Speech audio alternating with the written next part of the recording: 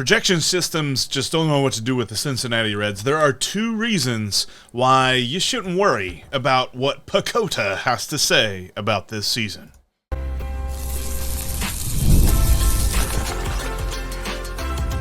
You are Locked On Reds, your daily Cincinnati Reds podcast, part of the Locked On Podcast Network, your team every day. Welcome into Locked On Reds. My name is Jeff Carr, and my co-host Steve Offenbaker will be alongside me here shortly. We are lifelong Cincinnati Reds fans, and we have brought this podcast every single day.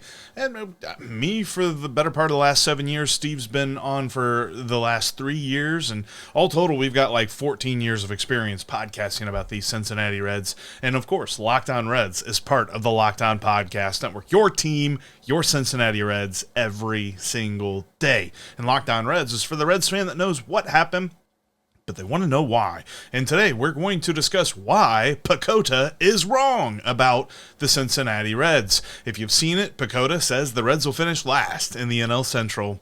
There's a couple of reasons why they are wrong and why the projection system just can't handle these Cincinnati Reds. We're also going to talk about some of the best players on the team. Who do we predict to really take off for the Reds this season? And later on, we'll tell you who the best pitcher is not named Hunter Greene on the starting staff. That's all coming up on today's Locked On Reds podcast that is brought to you by Game Time.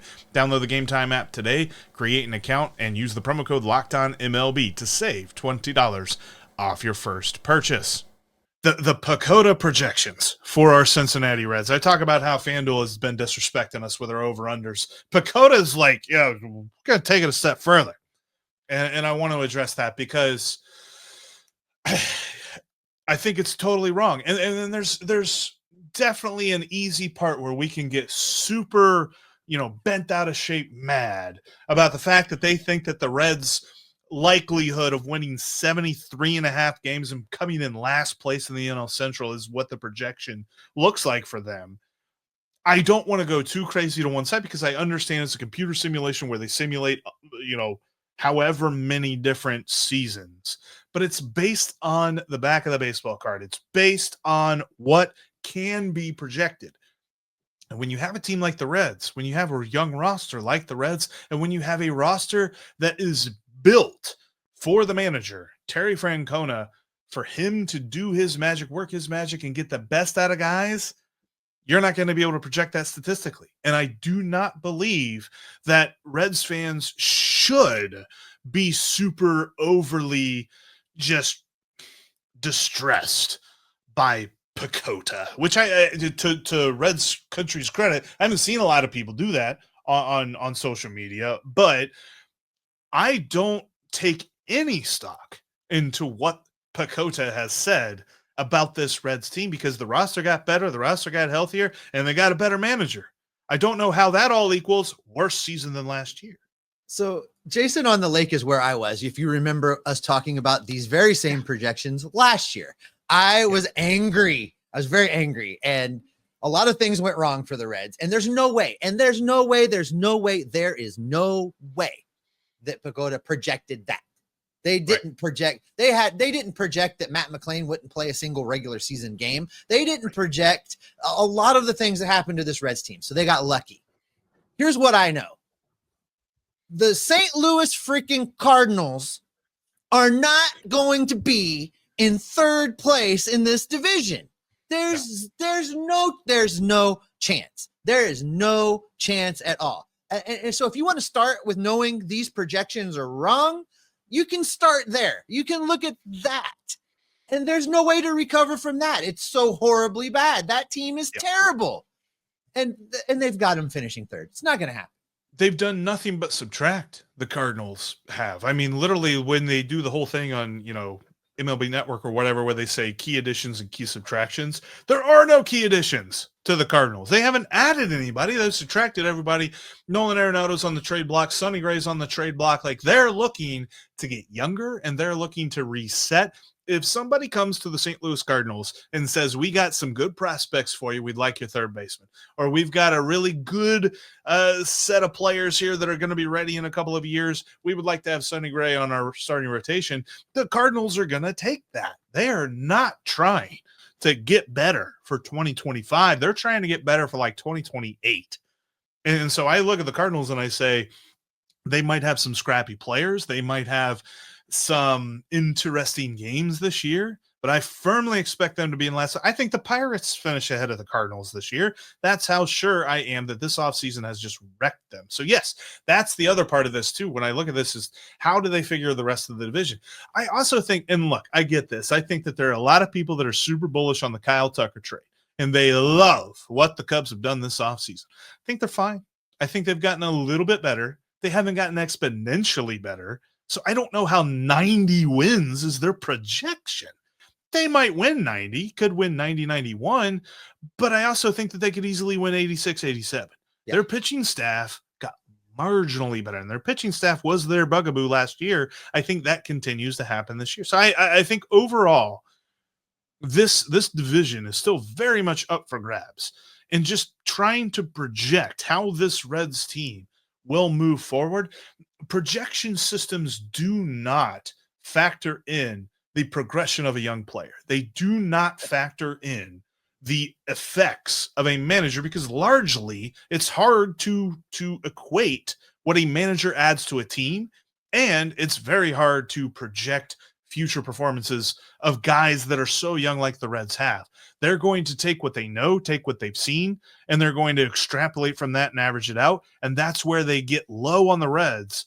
And I think that it's to our advantage and to people who really pay attention to PECOTA and pay attention to the odds that FanDuel are putting out there, it's to their disadvantage. You see the Reds are not winning 78 games.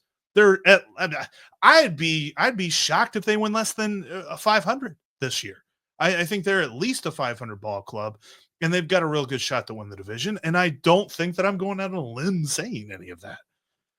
Yeah, it doesn't factor in intangibles. That's really that's really the thing. And the guys doing these projections and their computer models and writing these algorithms, they may or may not be baseball fans, but I'll tell you this: they weren't watching every single Reds game and seeing every single mistake that David Bell was making. And if you weren't watching it day in and day out, you may not have realized just how many head-scratching moves that dude made during the course of a year, right? And Terry Francona is not going to repeat that. They're going to be better there naturally, and none of that is accounted for.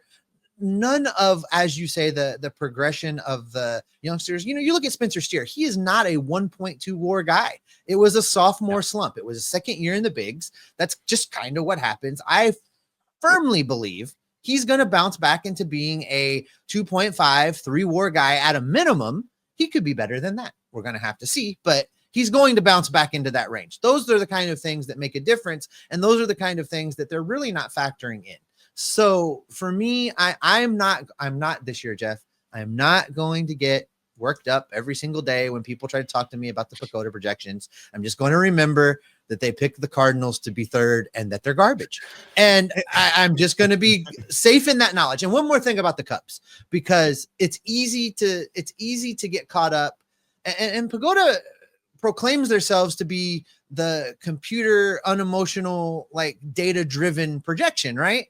But it feels like some extra oomph was put behind the Cubs while they got a little bit better. And I think that's a good way to describe it. They did get better. They didn't get crazy better, but they did make the biggest splash in the division. The move that they went out and made with the Astros is the biggest splash, right? It's the one hold up the jersey press conference kind of move that was made within the division this year. So if you're emotionally baseball fan driven kind of projecting, the Cubs, baby, the guys on the north side should be feeling pretty good. They made a big splash, but they didn't get that much better.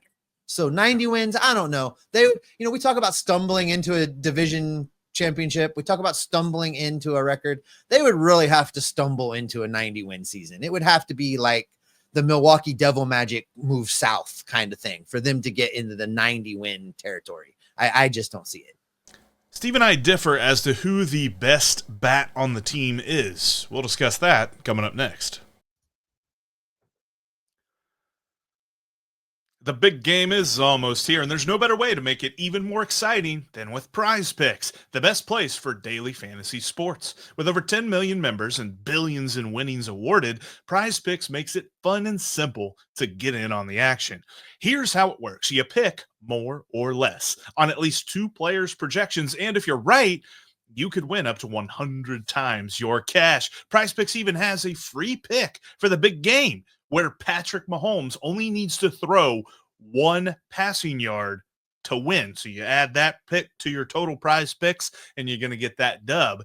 Pair that with a couple of more picks, and you get into the money. And it's so easy to get your withdrawals and you get your payment from Prize Picks. You get that money quickly. Download the app today and use the code LOCKEDONMLB to get $50 instantly after you play your first $5 lineup. Again, that's code LOCKEDONMLB for $50 instantly after you play your first $5 lineup. Prize Picks. Run your game. Adrian wants to know who we think will lead the Reds in average homers, hits, and RBIs. Who is going to be the highest average hitter on the team? Matt McLain. He's going to have a career year. He's going to come out strong, and he's going to be the engine that this lineup desperately missed in 2024. He's going to be that guy. Homers for me, Jeff. I don't know. I would love for it to be CES. I don't know if it's going to be CES. I don't know. Where would you go with home runs? Home runs. That is an interesting one. I think because Ellie did it last year, I have a hard time betting against him this year. I think he hits 30, maybe 32. Right. I could see Ellie jumping to 30. I could see Spencer Steer getting between 25 and 30 in a rebound year. I don't know if Jammer Candelario, he was the other guy with 20, right? I don't know that he has a lot more in the tank than that as far as homers in a season. I would love it. You know who I would like to see a little bit more of a jump in home run output? And don't laugh, I'm being serious. That's Tyler Stevenson. I think he figured something out. Like 40? No, 40? Not 40. Dang it. But I think he figured something out with his swing there in the second half. Yeah. And I would love to see that carry over and continue. I would love, now that we have a solid backup catcher, opportunities to at least keep Tyler's legs fresher. You know, not necessarily that first base plan that David Bell pitched a few years ago, but more of just being able to keep Tyler's legs fresh. I would love to see him in the 25 home run or so range as well. And I think that he could get there. I know I said 40 because I got excited one time. I know. But I think he could do 25. I think that's realistic. I don't know that he leads the team in it, but I'm very interested to see what Jake Fraley does and what his return to power looks like, because in 2023, he had 15 home runs. And in 2024, he had 5. And in 2023, he had, 20 less at bats than he did in 2024. So I kind of think we're going to see him jump back up. He could be close to 20 this year, I would think, because I think he's going to get more playing time. He's been splitting it a lot with Will Benson on the right-handed side of the platoon, left-handed against righty side of the platoon these last couple of years. I think he takes a lot more of that playing time this year than he has in the last 2 seasons, and I think his power returns. So we're going to see him hit somewhere between 15 and 20 would be my guess for Jake Fraley. And he's another guy that he's going to add a lot to this lineup. But I also don't know that I agree with you on Matt McLain. Jake Fraley led the team in average last year. I think he's got a good shot to lead the team in average. I'm going to say for batting average this season that TJ Friedl stays healthy. I think that's going to be my bold prediction, is that TJ Friedl stays healthy, and I think he leads the team in batting average this year. Okay. And then for the RBI category, I'm sticking with my man Spencer Steer. Again, I think he's going to have more home runs. I think he's going to bounce. And he led the team last year. He had 92 RBIs last year leading the team. So I think he continues that. He's going to be the RBI guy. He's going to be the Tony Perez, as it were, Jeff. The Tony Perez. And he led the team last year, so that'll be I want to say CES. I don't think he's going to play enough to lead the team in RBIs. I think that he'll play a lot, but he won't play as much as some other guys. I think for argument's sake, I'm going to go Tyler Stevenson instead of Spencer Steer. Just because I think that Stevenson will hit like 5th or 6th, and so there'll be a lot of guys on base in front of him. Spencer Steer could hit around that same spot too. He might hit a little bit lower in the lineup, but I think that ultimately that's my argument to Spencer Steer, but I think I feel better about Spencer Steer. Yeah, we'll talk a lot about lineups and where we think guys slot in. At least I will. Jeff's abandoning me for spring training, but I'll have some guys in here to talk about it. Jeff's going to be first on couple of vacation games for part of it, but we're gonna break that down because I have some lineup thoughts, Jeff, that are, just like my pitching thoughts, a little unconventional at times. So, but we've also got bold predictions and things like that coming here soon. We'll have a little bit more thought out on our picks and things. Look at this. Shredder read my mind. I am a 6-man rotation guy. It's not going to happen.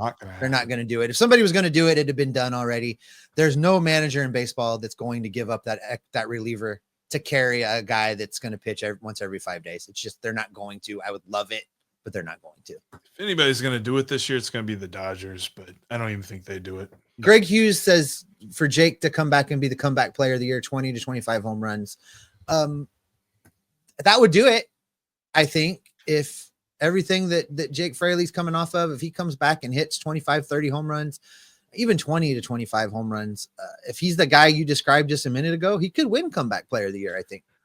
The batting average is interesting to me, and it was something that Charlie and I talked about last week, is that he really, based on his year and based on everything he was feeling and stuff like this, he kind of changed his swing so that he could just slap the ball and get a single and get on base. I almost wonder if he changes his swing back to something more like 2023, where he had a much higher slugging percentage, but hit 30 points lower. 20 points. I'm not doing math today. 20 points lower on his batting average. So I don't necessarily know that just because he takes a step forward in the power category, that also means his average stays the same or even gets better. I think we might see the average dip a slip, but we're going to see a better power output from Jake Fraley. This from Adam, who has a bigger impact in 2025, Jeff, Lux or Hayes? I'm going Hayes. Yeah. I'm excited to see what Austin Hayes does. And everybody keeps saying, well, he was an all-star in 2023.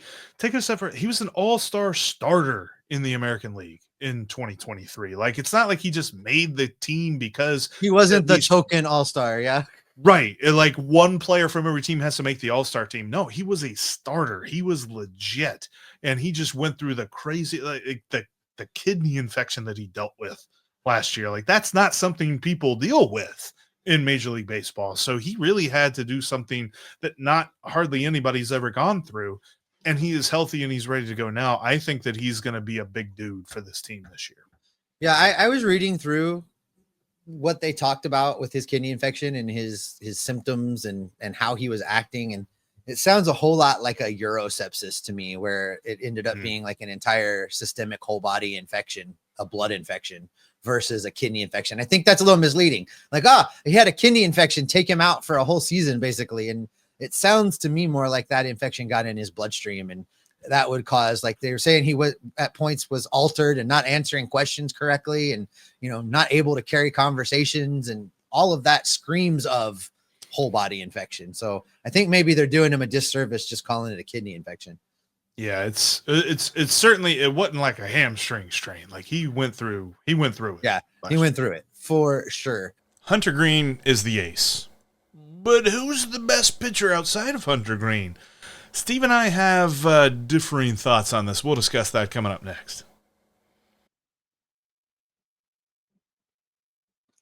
You can take the guesswork out of buying Major League Baseball game tickets with Game Time. Just download the Game Time app, create an account, and use the code LOCKEDONMLB for $20 off your first purchase. I know baseball season is right around the corner, and there's some other stuff you can use Game Time for right now. Want to go check out a concert? They've got tickets for you. Looking to go to the Super Bowl? I just checked. Plenty of seats still available with Game Time. Again, just download that Game Time app, create an account, and use the code LOCKEDONMLB for $20 off your first purchase. If you're going to a venue that you don't know, Game Time has you covered with a view from your seat. And with all-in pricing, you're going to know exactly what you'll pay for that seat before you ever reach the checkout process. Again, just download the Game Time app, create an account, and use the code LOCKEDONMLB for $20 off your first purchase. Terms do apply.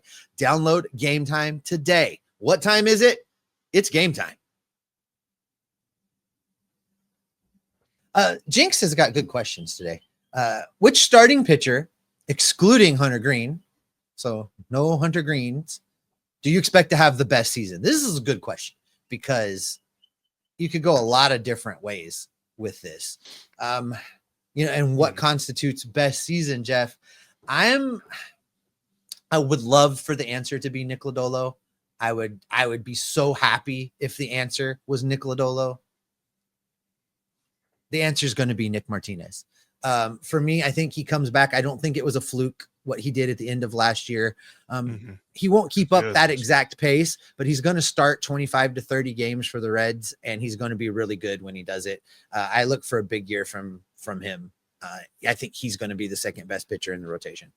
I do disagree, actually, a little bit, because I think that this guy showed that he could pitch a little bit more, but again, he hit a wall at a certain point, and we just didn't see the effectiveness like we did early on in the season.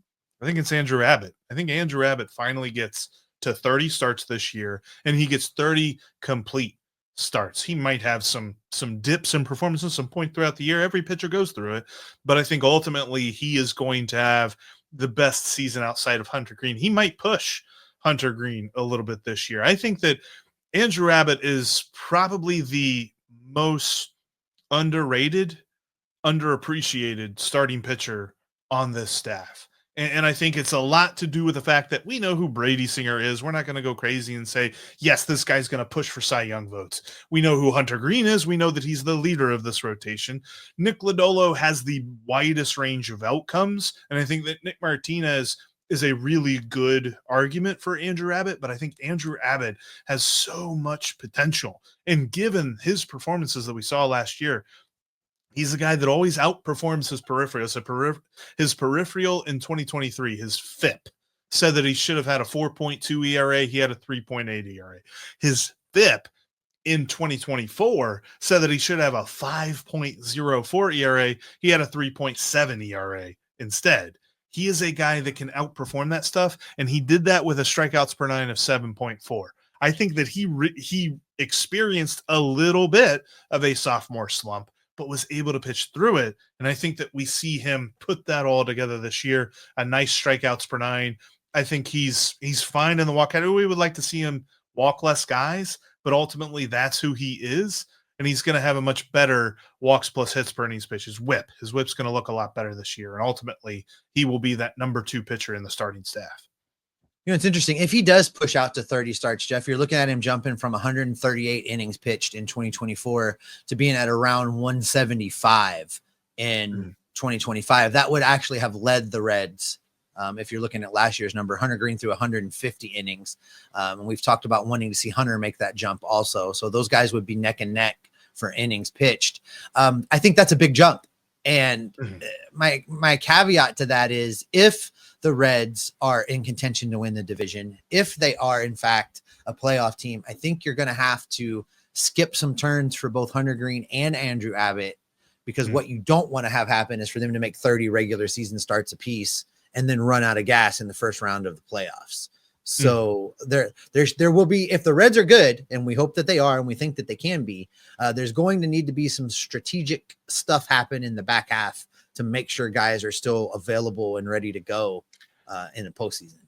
I do think that plan will depend on a couple of things. It'll depend on Chase Petty, Chase Burns, and Rhett Lauder and where they are in their development. If they're ready to go, I think that happens. And Rhett Lauder most likely is going to be up here in May or June or something like that to give a spot start or something like that. But where's Chase Petty and Chase Burns? Because there will be a point where the Reds could consider that, but they've got to have guys that they can put in their spot to consider it. Because I don't believe that Terry Francona is going to want to utter the words bullpen day. I just don't see it. And I think that if they're going to set a guy for rest and for maintenance, as it were, they're going to have another starting pitcher ready to go. And it won't be we're going to burn the entire bullpen today because Hunter needed to take a breather. John Updike, I think, is talking about Nick Martinez being a trade piece at the deadline. And I this is interesting. It's a big money contract. If any of those young guys that you just talked about really show something, there is some room for somebody to be expendable and bring in something else. If you could trade a Nick Martinez at the deadline for a power hitter to help you in the second half, that actually could be a thing. And the other piece of this is that right around the trade deadline is when Wade Miley would be in full swing after a late spring training coming off his Tommy John surgery. So and he's got an opt-out in June. So if he's not ready in June, he's not here. Right. But if he is ready, if he is available, that's another guy that could eat some innings. It would be interesting to me to see what the Reds do. Because if Nick Martinez has a good first half, but those other guys that you mentioned, the young guys, the Chases, the Louders of the organization have a good first half also, there is a starting pitcher that's expendable at that point. And if you could then bolster another need somewhere, it'd be interesting to me. Nick Martinez on a 1-year qualifying offer. Stranger things have happened. I don't know what the scenario would need to be like on the other side, though, because likely a team that would want him would be a contender. Mm-hmm. And would there be a contender that has wants to give up a bat? Don't know. And if you're not a contending team, why would you get a rental starter that, I mean, at the prorated 25 million, or what was it, 22 million? I forgot what the qualifying offer was. Anyway, at the prorated amount of what that is, that's still a couple of million. So you're not paying like hundreds of thousands. You're paying a couple of million to finish out the season. And then do they think they can sign him? I don't know. I think there's too many what ifs for me to be super bullish on him being a trade piece at the deadline. I don't know that he is. I think he's playing out the year in Cincinnati. You think he's playing out the year? Okay. Yeah.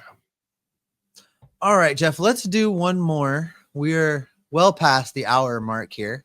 Let me look for a good finish line here. Appreciate everybody jumping in with us today. Sean Melvin says, if Louder is down past May 12th, the Reds get an extra year of team control. I would love to say the Reds are done playing this game and have learned from playing this game to not play this game.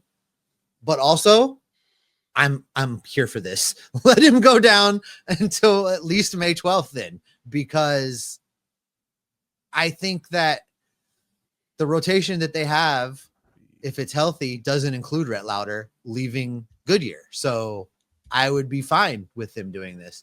Are you in on the service time games, Jeff? I only say it because I think the Reds actually structured their roster to be able to do this. They would have, let's see, 1, 2, 3, 4. So it's like 8 turns of the rotation at that point, maybe 7. I might be overselling that a little bit, but you're probably talking about 7 starts for everybody at that point. I don't think you're going to need, knock on wood, I don't think you would need maintenance at that point. So you probably could, or before that point at least. So you probably could just hang him down there and nobody's going to ask anything about service time anyway, as long as everyone is healthy. If there's an injury and we see Carson Spires pitch, and it's an injury that it's, they're expected to miss multiple starts. If it's like a spot start, I'm fine with if Carson Spires needs to pitch in a spot start situation. But I don't necessarily think where, years past, we go back to Nixon Zell, the Reds played service time games with that and things of that nature. I don't think this is the same situation. The Reds are in a spot where they don't need Rhett Louder. And when you don't need Rhett Louder, there's no reason to not take this benefit of an extra year of service time. So I don't believe that point at all. I'm fine with that. And we'll end here with Ronnie Snyder asking, is everything still a go for televised games? Yes, it is. The Reds signed a 1-year deal with FanDuel Sports Television, formerly Bally Sports. They will be broadcast on that. As far as the broadcast team goes, I talked with Chris about this earlier in the month. I don't know if you saw, I showed that picture the day that he and I had coffee with him with his bicycle, but I tweeted it out last night. Finally, I was waiting until he was off island before I tweeted out his stuff of where we were and what was going on. But he had this great bicycle that as Kona Brew branded. It had all the Kona Brew branding all over it. It was fantastic.